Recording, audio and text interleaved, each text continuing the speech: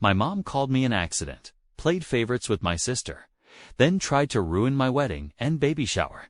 So I cut her off for good and never looked back. I call her Jackie. It's an odd thing really, because you'd expect me to call her Mom, like most kids do with their mothers. But she's always been adamant that Leah, my half-sister, and I never address her that way. In her mind, Mom sounds like a title for someone older, and she has never been able to see herself that way. She's told us more than once that she feels too young to ever be called a mother, as if that title might weigh her down. So it's always just been Jackie, like we're neighbors or friends rather than her children. Jackie was in high school when she got pregnant with me. And the pregnancy wasn't something she or my biological father, Avery, had planned. In fact, she always refers to it as an accident, a word that's weighed heavily on me over the years, whether she realizes it or not. Jackie and my dad were high school sweethearts, but they were young, reckless, and not exactly thinking about the consequences when they ended up in this situation. When my dad found out Jackie was pregnant, he made it clear that he wasn't interested in being a partner to her. He agreed to pay child support and to only be there for me, but that was where his involvement ended. He wasn't going to play house with her or continue their relationship. This crushed Jackie, though she doesn't always admit it. She had expectations, however naive, of what their relationship might be like. Maybe, in some small part, she believed that having a baby would make things more serious between them. But my dad didn't see it that way, and the reality of that shattered her. When I was born, things between Jackie and my dad didn't improve. In fact, if anything, they got worse. Jackie couldn't let go of the resentment she held towards him, and it showed every time he came around. My dad would come to pick me up for visits or just stop by to spend time with me. But instead of keeping things civil, Jackie would almost always pick a fight with him. She seemed to look for reasons to argue, even when there wasn't anything to argue about. She would lash out at him, sometimes over small, petty things and other times over bigger issues, mostly centered around her anger that he didn't want to be with her. I was too young to understand what was really happening at the time, so I didn't question her whenever she spoke poorly about my dad. Jackie would say things like, "He doesn't love you enough to marry me," or "Fathers are supposed to take care of their families, and your dad's just a deadbeat." As a child, I didn't have the capacity to process what she was really saying. But as I got older, I started to see things differently. I began to realize that my dad wasn't the villain Jackie made him out to be. In fact, he was the opposite. He was consistent. He visited me every weekend without fail, always on time and always eager to spend time with me. He never missed a child support payment, and I could tell that he genuinely loved being around me. I could feel that he cared about me, even if he and Jackie didn't have a good relationship. The more I grew up, the more I understood that my dad was doing everything he could to be a good father. Despite the circumstances, he wasn't perfect. But he certainly wasn't the deadbeat Jackie claimed he was. He was there for me, and that's what mattered most. When I was 6 years old, Aki met Mike, the man she would go on to marry, and who she now calls the love of her life. It was kind of surreal watching her with him, seeing how different she could be. Mike's a nice guy, really laid back, and from the beginning, he accepted me as part of his life without any hesitation. He's always treated me like his own daughter, which has meant a lot to me, especially considering how complicated my relationship with Jackie has always been. Mike was never the problem. He was steady and kind, and he made an effort to be there for me in ways that Jackie often didn't. Not long after they got married, Jackie became pregnant again, this time with my half-sister Leah. When Leah was born, I was thrilled. I loved her from the start, and over the years, we've grown incredibly close.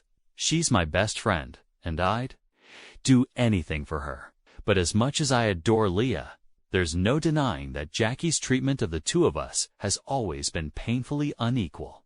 From the moment Leah was born, it was obvious she was Jackie's favorite. Jackie showered Leah with love and attention in a way that I never experienced. I would watch them together, Jackie lighting up around her, buying her pretty little dresses. with matching shoes, making sure she had every toy or thing her heart desired. Leah was, and still is, the apple of Jackie's eye. Meanwhile, I felt like an afterthought. Jackie was distant, almost cold towards me. She would hardly ever spend time with me, and when she did, there was this underlying tension, as if my very presence bothered her. Of course, it made me jealous. How could it not? I watched my sister get all the love and attention I craved from Jackie, and it hurt. It's not like I didn't try to win Jackie's affection. I did.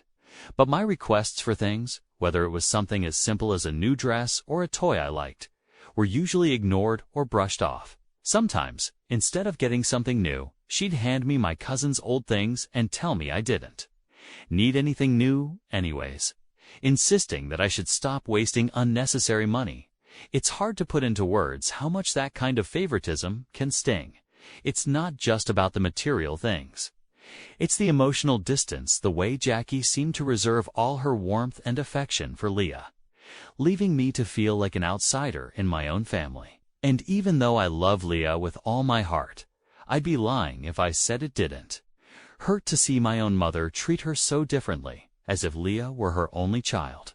Every year when Leah's birthday rolled around, it became a big event, celebrated with a level of extravagance that made it clear just how much Jackie adored her. The parties were always filled with decorations, gifts, and an excited crowd of family and friends. There would be balloons, cake, and a whole lot of fuss made over Leah, and you could tell Jackie poured her heart into making those days special. It was the kind of birthday every kid dreams of. In contrast, my birthdays always felt like an afterthought. I was never allowed to invite friends over for a party, not once. Some years, the extent of my celebration was Jackie ordering a pizza, and that was it. There was no cake, no decorations, no excitement, just a simple pizza delivery, and a day would pass without much attention. I remember how much it stung to see the stark difference between the way Jackie celebrated Leah's birthdays and the way mine were barely recognized. It felt like another reminder that I wasn't as important to her, that I didn't deserve the same love or effort. When I got older and started pointing out to Jackie how unfair it was, she didn't try to explain herself or make things right. Instead, she'd snap back at me with a cold response, like, "Go cry about it to your dad," as if he were somehow to blame for how she treated me. She'd say things like, "This is all his fault," shifting the blame away from herself and onto him, as if her favoritism had anything to do with my dad's actions. It was her way of deflecting, refusing to acknowledge the hurt she was causing. My dad, though, always tried to make up for it in whatever way he could. He knew how much birthdays meant to me, how special they should feel. He never failed to be the first one to call me and wish me a happy birthday right at midnight. He'd buy me gifts and try to make the day feel special, even if it wasn't. The same as having a big celebration, he noticed how differently Jackie treated me and Leah, and it upset him. I remember a couple of times when he tried to talk to Jackie about it. He wasn't confrontational. He just wanted to understand why she couldn't treat us both with the same love and care. But those conversations never went well. Instead of listening, Jackie would lash out, and it would quickly turn into a screaming match. She'd tell him to keep his opinions to himself, and that he had no right to comment on how differently she raised Leah, because she was married to Leah's father, not him. She made it clear that in her eyes, the fact that Mike was Leah's dad gave her permission to treat Leah better.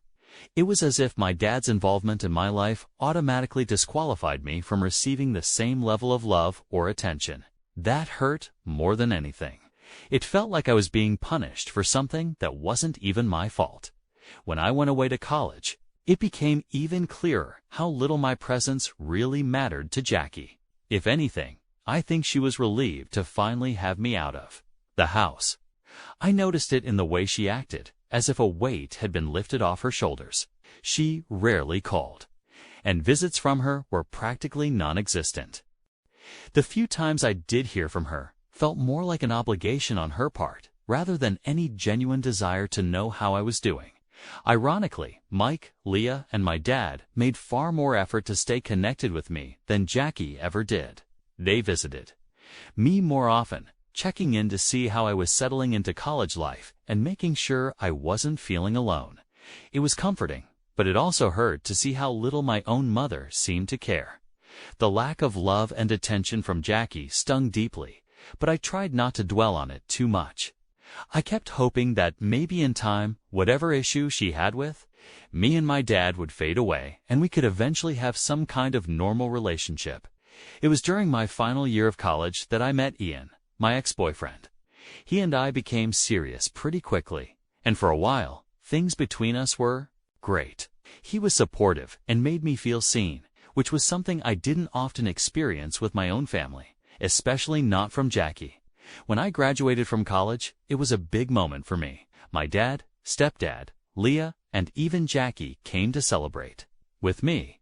But to be honest, Mike had to convince Jackie to come. I knew she wouldn't have shown up if it hadn't been for his persistence. Still, it meant something to have them all there on such an important day. That day, Jackie met Ian for the first time, and to my surprise, she seemed almost captivated by him. I didn't think too much of it at first, but then she started making these weird comments, like how she couldn't believe someone as handsome as Ian was with someone like me. The first time she said it, I tried to shrug it off. After all, I'd gotten used to Jackie making offhand remarks that were more hurtful than she probably realized. Or maybe she did realize. I'm not sure. Either way, I let it go, telling myself it wasn't worth the energy to confront her. But then she did it again. We were all having lunch together after my graduation ceremony, and right there in front of Ian and the rest of the family, she made another similar comment, implying that I wasn't attractive enough to be with him and joked that I was perhaps his charity case. This time, it wasn't just hurtful. It was downright humiliating, especially because she said it in front of Ian. I could feel the embarrassment rising in my chest, and I wasn't going to let it slide again. So I turned to her as calmly as I could and told her that the way she was.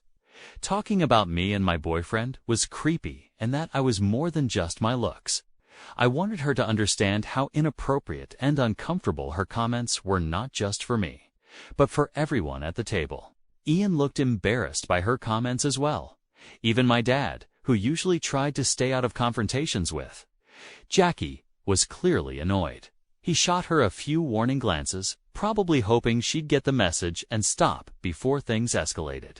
I could tell he didn't want to make a scene in front of Ian, but he was just as upset as I was.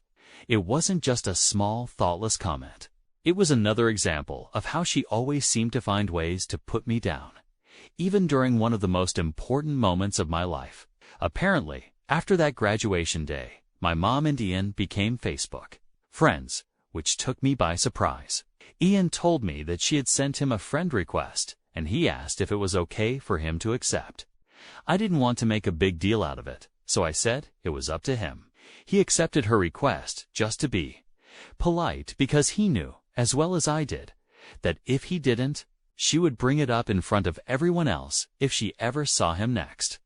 It did feel odd to me that my mom, who had barely shown any interest in my life while I was away at college, suddenly wanted to stay connected with my boyfriend on social media. Over the 3 years that Ian and I dated, my mom maintained a polite, if distant, relationship with him.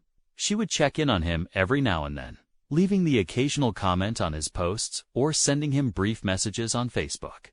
It wasn't anything overtly suspicious, but there was always an air of familiarity between them. Jackie never gave me that kind of attention, but with Ian, she seemed more engaged. During my relationship with Ian, he pointed out to me once or twice how he felt my mom was outright jealous of me and my life. He started pointing out all the little things Jackie did around me, and the more I noticed, the more it felt like she was in some kind of competition with me. Whether it was the way she belittled me, her tendency to dismiss my accomplishments, or even her strange fixation on my relationships, I was taken aback. The idea that she could be jealous of me had never crossed my mind. I had always chalked up her behavior to general hostility or unresolved issues with my dad. But Ian was insistent. He could see it from the outside, the way she would subtly undermine me and how she seemed almost bothered by the idea of me being happy with someone or successful in my career. At first, I resisted the idea.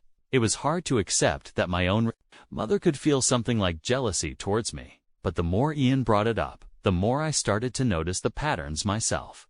Whether it was about my looks, my relationships, or even my achievements, Jackie always found a way to make me feel smaller. When I considered it from the perspective that maybe, just maybe, she was jealous, it all started to make sense. After that realization, I began to grow more cautious around Jackie. I found myself guarding my emotions more tightly, not letting her comments get under my skin as much. I wasn't sure what to do with the knowledge that my own mother might be jealous of me, but it definitely changed the way I interacted with her. I couldn't look at her behavior the same way anymore. What once felt like indifference or coldness now seemed more like a twisted sense of competition. And that thought, more than anything, made me distance myself emotionally from her even further. Ian and I broke up after 3 years of dating. Our breakup was pretty amicable. We both knew that while we cared about each other, our lives were moving in different directions and it was time to part ways.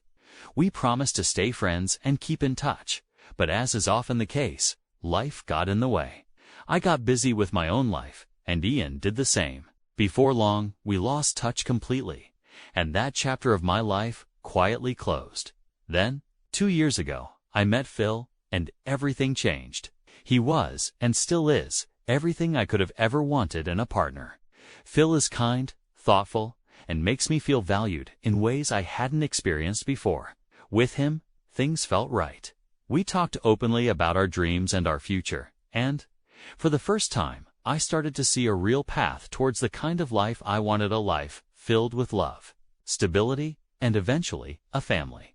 I'm truly happy with him, something I don't take for granted. This year, we found out I was pregnant.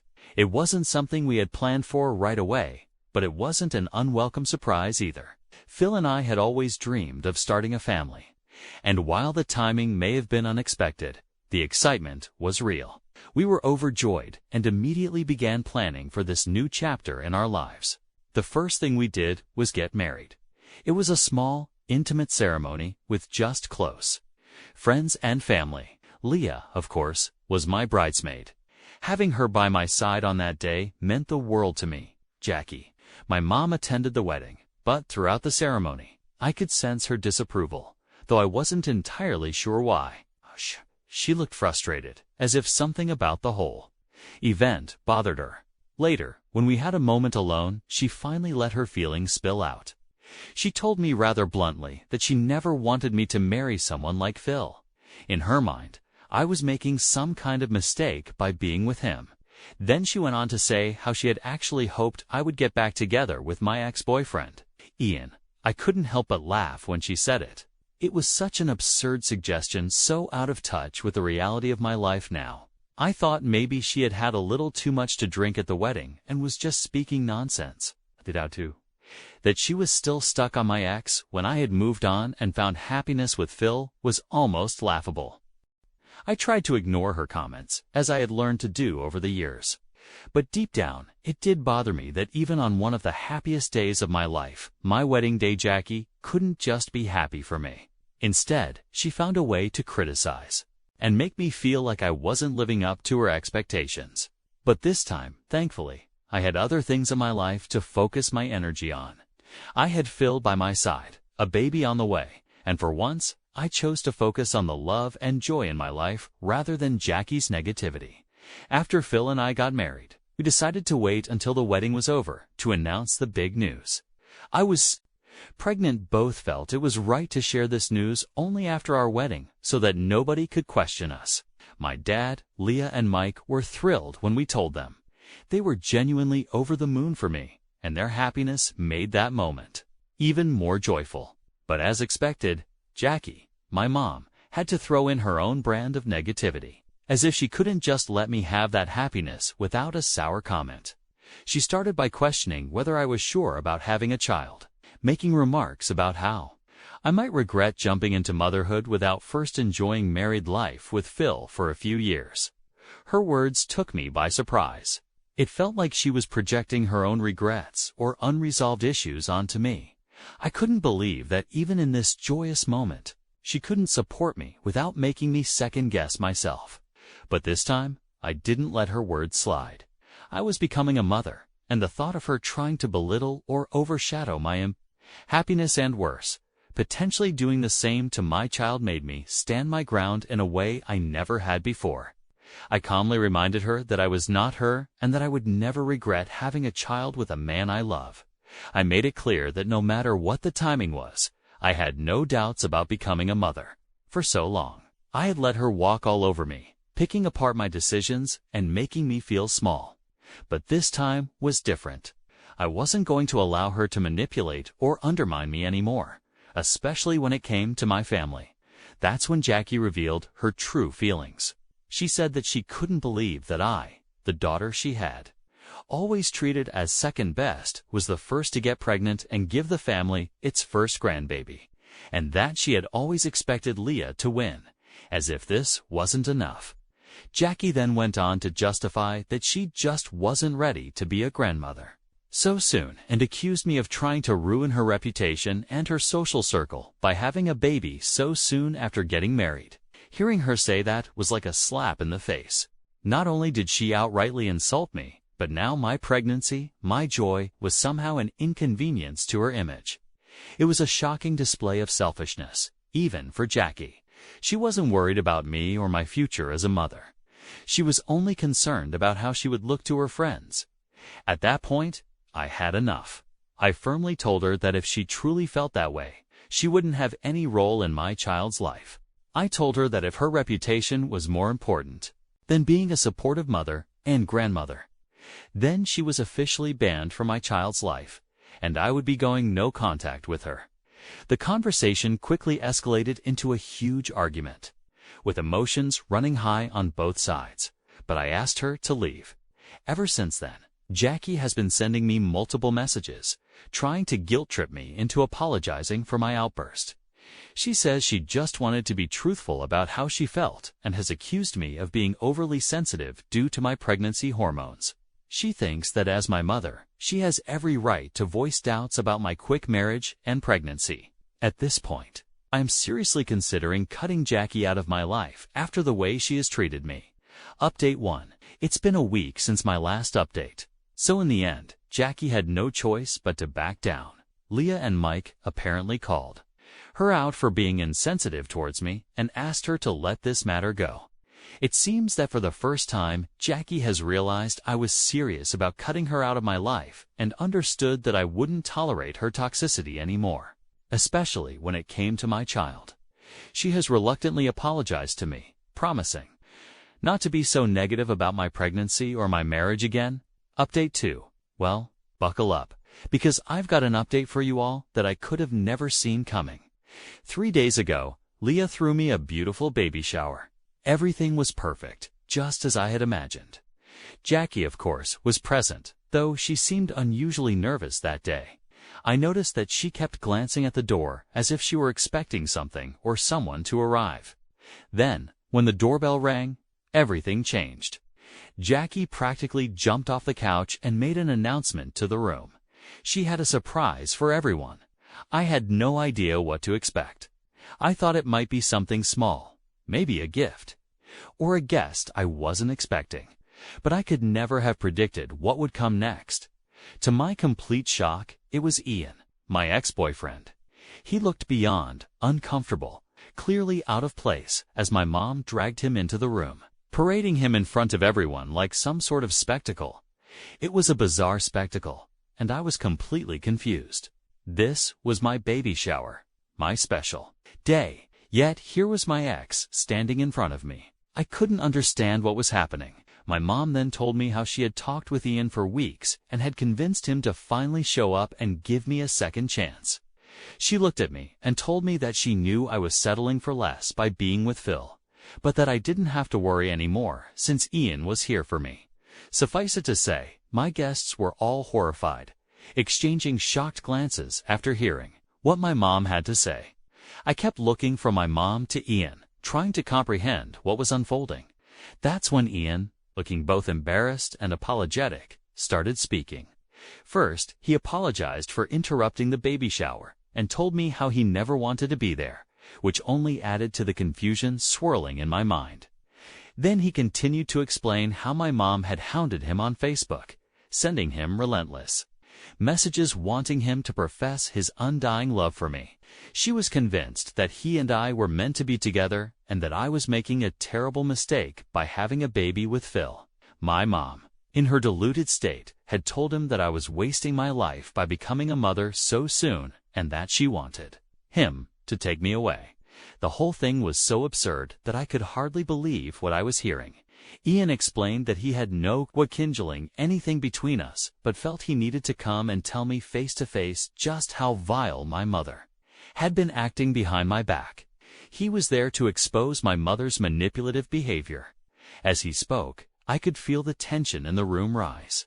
Everyone was staring at my mom, whose face had gone bright red with embarrassment.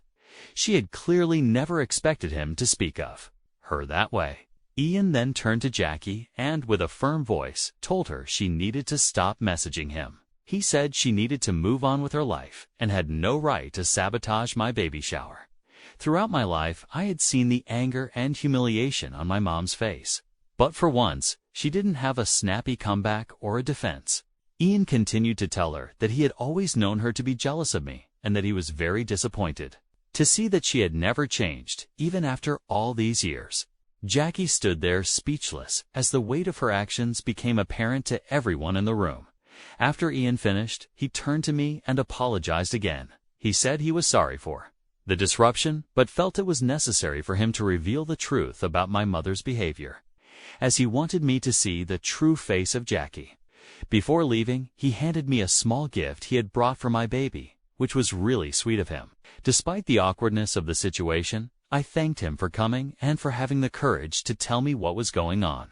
Without his honesty, I don't know if I would have ever believed that my mom could do something like this, plotting behind my back and trying to sabotage the most important moments of my life. After Ian left, the room was filled with uncomfortable silence, and all eyes were on my mom, who looked like she wished she could disappear. She was on the verge of tears, overwhelmed by humiliation. I could hardly believe what had just unfolded. My own mother had tried to undermine me in the most hurtful way imaginable. That moment solidified everything I had long suspected, that my mother wasn't just difficult or critical.